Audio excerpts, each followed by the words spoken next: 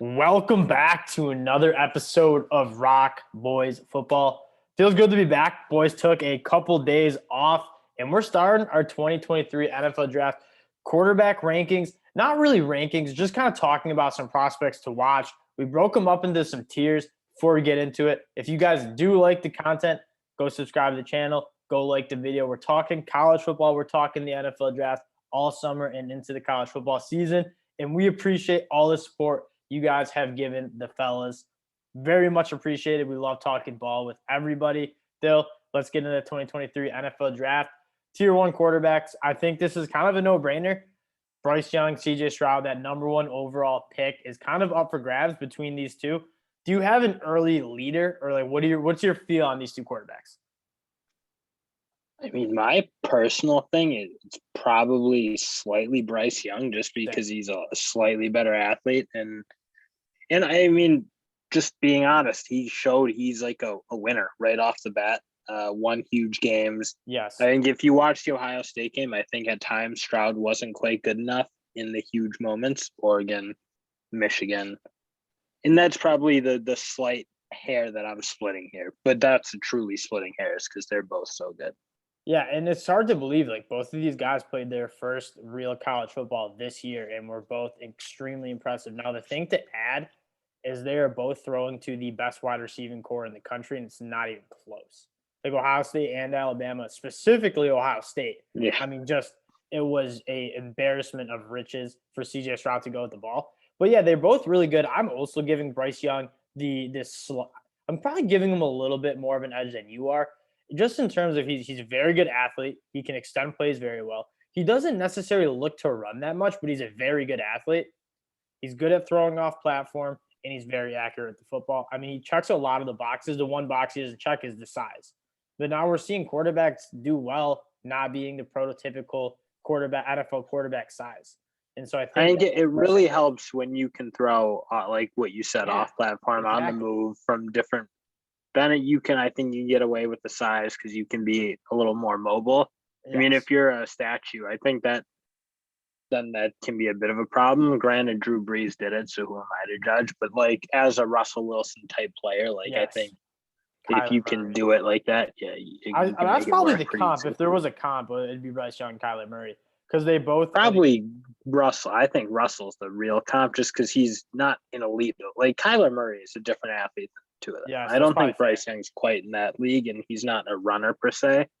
Yeah, but I think Russell Wilson could be quite comparable. And Bryce Young's a better athlete than CJ Stroud isn't a bad athlete, but Bryce Young's the better athlete, and I think you're starting to see NFL teams value the ability to extend plays, the ability to kind of throw it off different platforms more because offenses are getting more and more creative.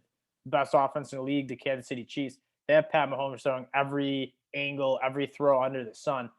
It's a lot less drop back and pass, very traditional, rigid offense. It's getting very creative, and I think that the athlete will absolutely help his draft stock.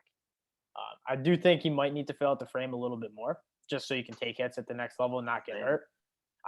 NFL teams will be worried about that. Not necessarily am I worried about that. But you got to be able to take hits and stay healthy. I mean, Kyler Murray had trouble with that last year, so something to keep in mind. But that's kind of the clear tier 1. I think it's a 2-horse race between Bryce Young and CJ Stroud as who can become the number 1 overall pick. I will say these two quarterbacks, you will see teams trading up for them. Like if the Jacksonville, they're trade up. They're trade up level. Those guys are like teams will be hammering to get number 1 because these guys are special, very special. Let's get to that tier 2. I have Tyler Van Dyke as probably the number 3 quarterback prospect in my eyes. Very, very good year last year, throwing to not very good weapons. I mean, drops, bad route running, bad offensive line at times.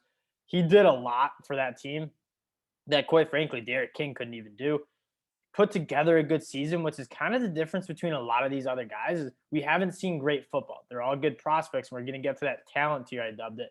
Tyler Van Dyke put a very, very good half a season together, and so you're looking for him to kind of continue that with the Hurricanes. Yeah, and what you get additionally with him is a guy who, I mean, he made it work on the fly because obviously Miami was really pushing Derek King to be the guy.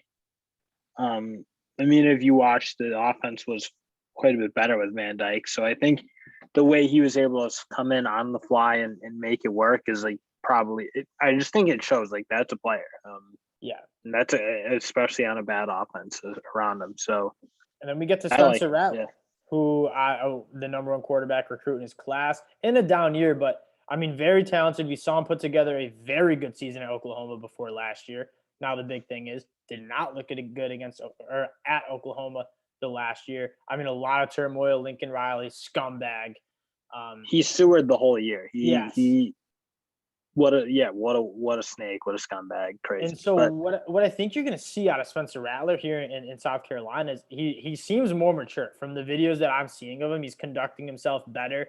He's a more mature, confident guy, and then it's just a fresh start for him. And we'll see what he can do. He can certainly become a top 10 pick again. I mean, that's the big he isn't. Yeah, his sophomore year was like premier quarterback. He's the number one overall pick. Last year at this time, he was projected to be the number one overall pick, and it didn't look close. So yes. I do think if he just puts a good year together, he doesn't need to be great because we'll see what South Carolina is. I think that's a team that's on the rise, maybe not there, but I mean, if he can take them up to a new level, like make them like competitive in the SEC at least, where they're not losing games 35-0 type thing, that'll go a long way, I think, for making me think he's going to be able to do it in the pros and just I would imagine most NFL teams. Yeah, and he's going to be able to prove that at the SEC. They're returning, I think, all 5. And he's back with Beamer. That's his guy. And I mean, he's got, I think, that's one of the more slept-on talented teams around him.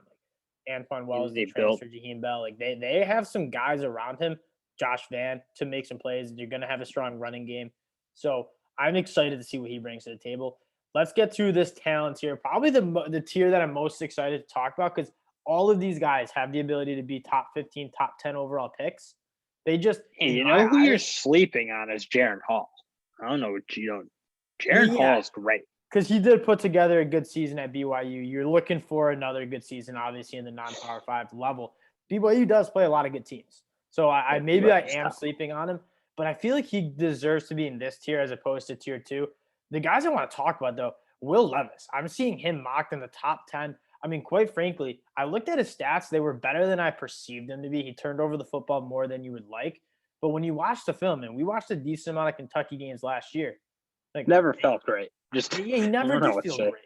He never did feel great, and they don't push the ball downfield that much. He's a rocket arm. Like, go look at this dude spin the ball. Absolute howitzer to him.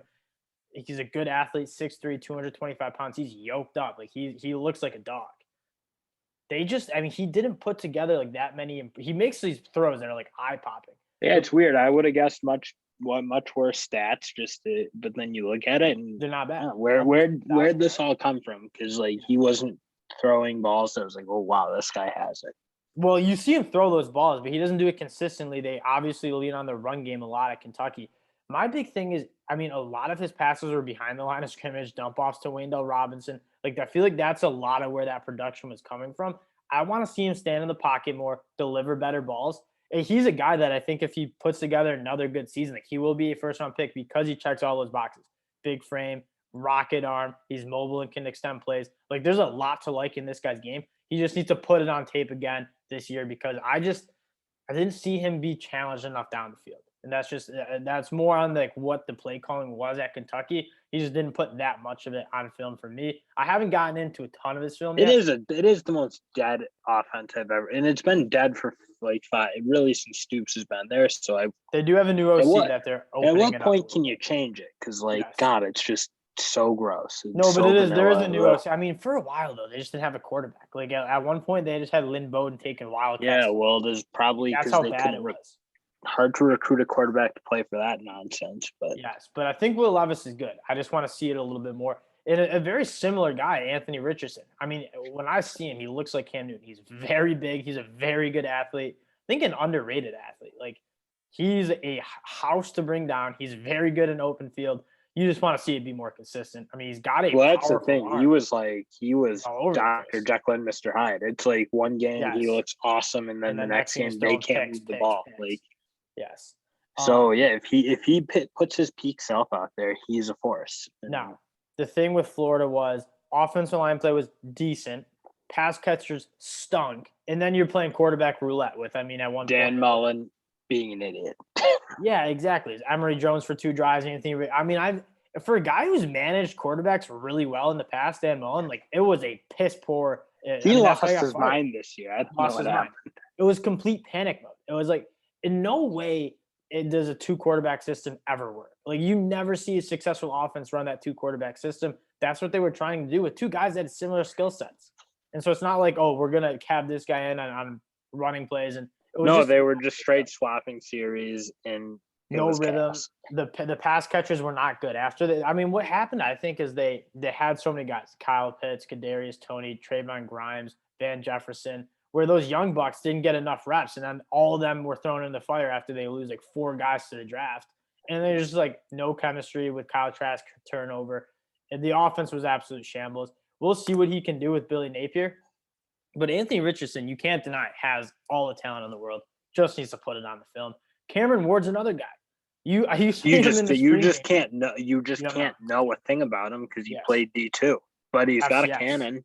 FCS level football is hard to kind of project. I didn't know it was that. I thought it was lower than that, but whatever. I believe it was FCS. But again, Cameron Ward did not play Power 5 football last year. But you look at it, he makes special throws. He apparently lit it up in the spring game. I didn't watch, but I did see the highlights. 3 for 4 touchdowns. Absolutely lit it up. He's a guy you got to at least keep your eye on. It's fascinating. It's everybody. Yes. It seemed like a lot of big schools wanted him. So everyone wanted him. Yeah. These coaches know something, and I think he's going to a decent snare. Washington State had a good-looking offense with was it Jaden Delora? He was. He had the thing cooking a little bit. Arizona.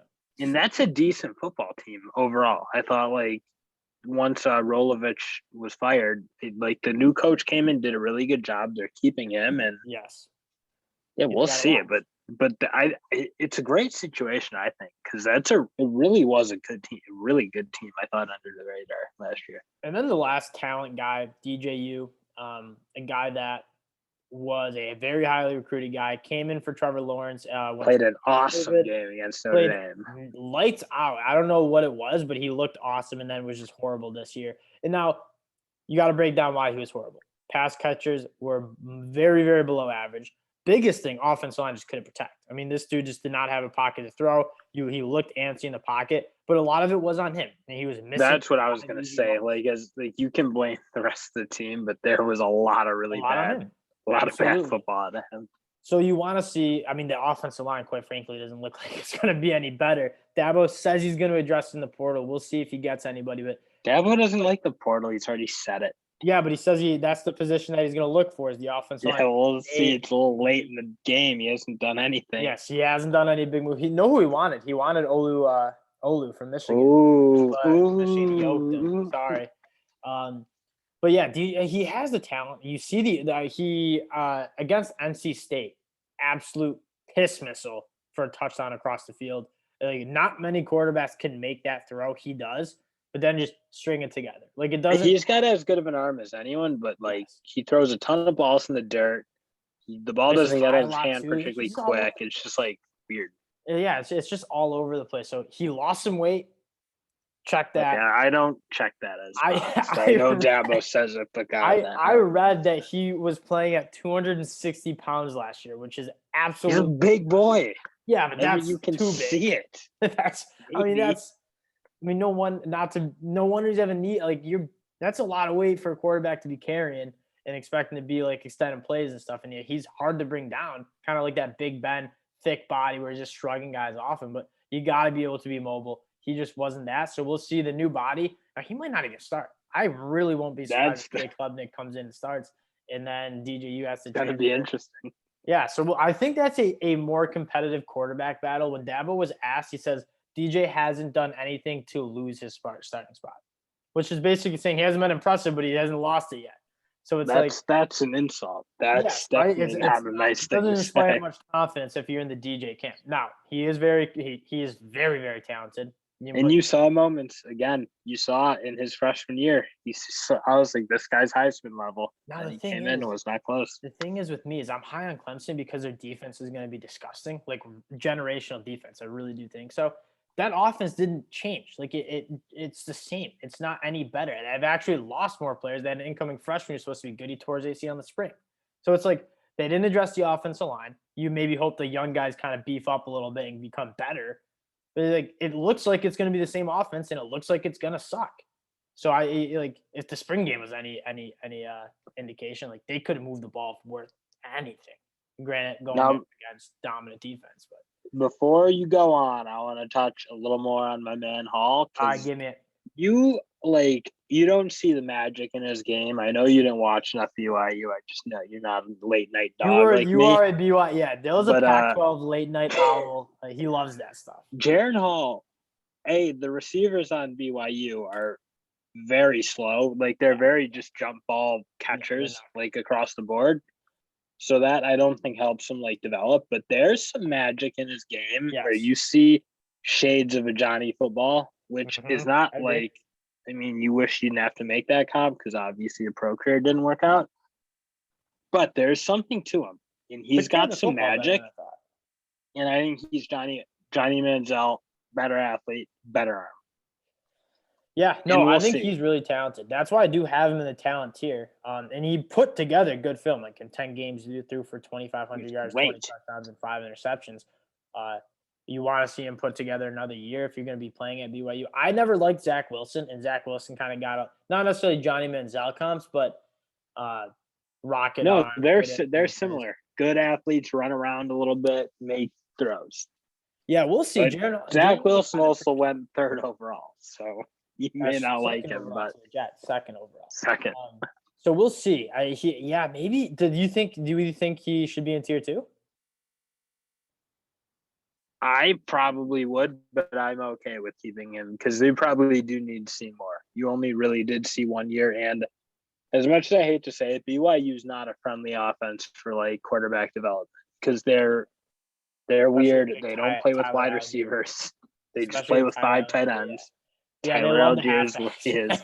Yeah, they do love that. So I wish he was in a friendly number 34. Yeah, he was a jumping people. Yeah, absolutely. Yeah, I love the vibes. But, he did fumble though when we bet on him once, and that hurt.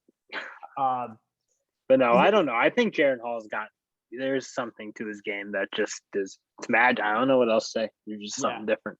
And then players to watch, 2 guys in the ACC who just fly under the radar because they're at schools that aren't necessarily competing. They're not necessarily the biggest football schools, but they're both 2 schools that if you were to name the top 15 teams in the country, these 2 teams would probably be the 2 teams left out, Wake Forest and NC State. Devin Leary, I mean, this NC State team I was very high on, but for the wrong reasons. I was high on them because of their linebackers who all got hurt last year. They're all coming back, but they all got hurt last year. And I was high on them because I thought they'd be able to run the ball at a very, very good clip. One of the worst efficient running offenses in the country who carried them was Devin Leary, who quietly put up like 3,300 yards last year with not necessarily the best wide receivers in the game. Like a little bit of a BYU wide receiver core, big jumbo aircraft carriers. But Devin Leary's sick. Like Devin Leary was awesome last year. If Devin Leary puts up a year comparable to what he did this year, you put him in tier 2, 100%. Yeah, 100%. Because that's how good he played. You know that the NFL teams are going to go to the bigger schools, the more flashier players. Because Sam Harmon and Devin Leary, let's talk a little Sam Harmon real quick. Sam Harmon's another guy who's had playing experience as a true freshman, broke his leg, kind of sappy on Jamie Newman for a year. He originally beat out Jamie Newman as a true freshman. He's a good football player. This could be a bit of a homer, though, because he's Devin Leary. Yeah, absolutely a little bit of a homer. I mean, you, before our show, wanted to put on Cade McNamara. So, I mean, come on. Sam Harmon, he's a baller. He's a stud. He's been there. So, it'll be his 5th year in the program.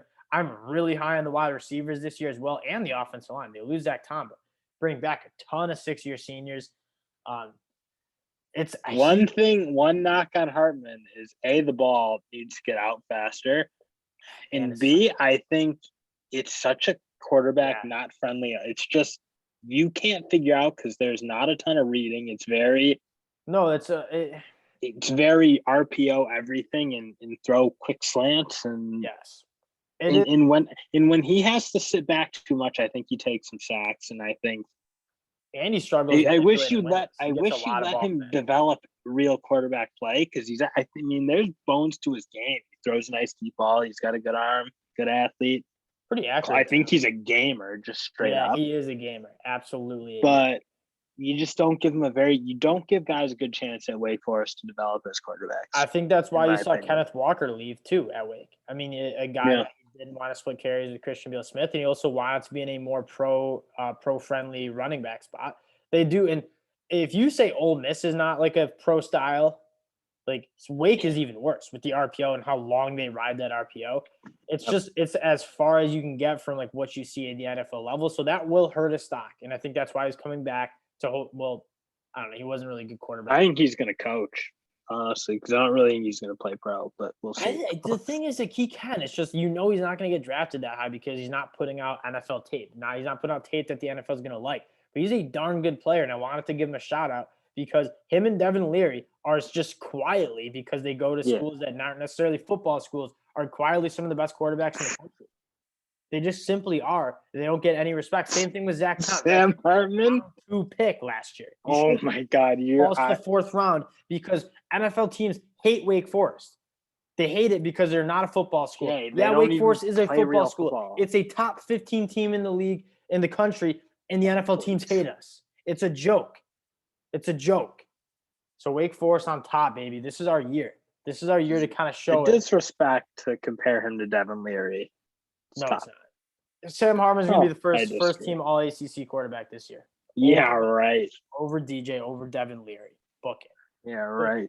In fact, Heisman props video is coming out soon, so be in tune for that. Sam Harmon might make a little appearance on a potential Heisman guy. You know Wake Forest puts up the offense. Yeah, we'll Keep it see. in mind. I'm writing it down in my notepad. Hopefully you don't play Clemson again because that won't be good.